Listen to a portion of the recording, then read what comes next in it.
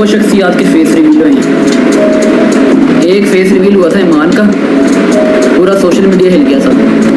दूसरी दफ़ा जब ईमान का हुआ तब भी पूरा सोशल मीडिया हिल गया। एक बात तो फिर माननी पड़ेगी ना, ऐसे ही थोड़ी फिर 2 मिलियन की व्यूअरशिप डायरेक्ट जाती 5-6 मिलियन पे। व्यूअरशिप तो फिर ईमान और ईमान से ही आती है। रजब भट्ट को जानता ही कौन था। रजब भट्ट को तो व्यूज़ सिर्फ ईमान और किवान की वजह से आते हैं। ईमान के भाई का नया शो शाह कहते हैं कि यूट्यूब पे सिर्फ 2 ही वक्त ट्रेंड पे गए थे, जब एक तो ईमान से शादी हुई थी और दूसरी किवान साहब पैदा हुए थे।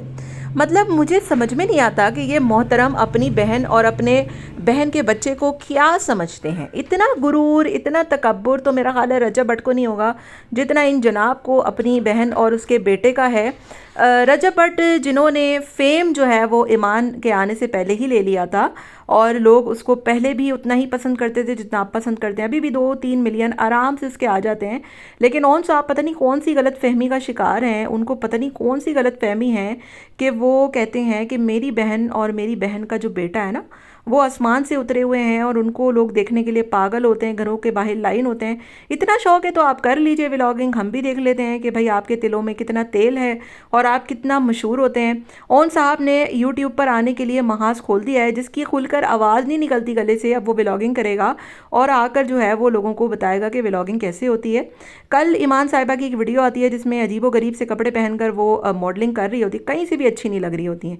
ठीक है, मतलब जैसे डकी की बीवी है अरूब, इकरा कंवल है, माँ सफदर की वाइफ है सबा, इन लोगों को मॉडलिंग का, कपड़े पहनने का एक उनका तरीका है, अंदाज़ है, वो एक अलग तरीके से करते हैं। लेकिन ईमान इन चीज़ों से बिल्कुल दूर है। वो एक टिपिकल देसी घरेलू लड़की है, उनको इन चीज़ों को ना आता है ना करना आता है। लेकिन ऑन ने अपनी बहन को ऐसा लगता है कि अब यूट्यूब और सोशल मीडिया के लिए रख लिया है और वो बहुत जल्द इससे सारे अपने मतलब निकलवाएगा। और जो जो चीज़ें रजब के पास हैं, जितना फ़ेम उसके पास है, अब उसके ज़रिए इतना फ़ेम लेगा, क्योंकि उसकी बातों से इस बात का आप अंदाज़ा लगा सकते हैं कि उसने रजब भट्ट को मशहूर होने का सारा क्रेडिट ईमान को दे दिया, बच्चे को दे दिया। अगर रजब से शादी ना होती तो तुम बच्चा किधर से लाते? सोचने वाली बात ये है ना।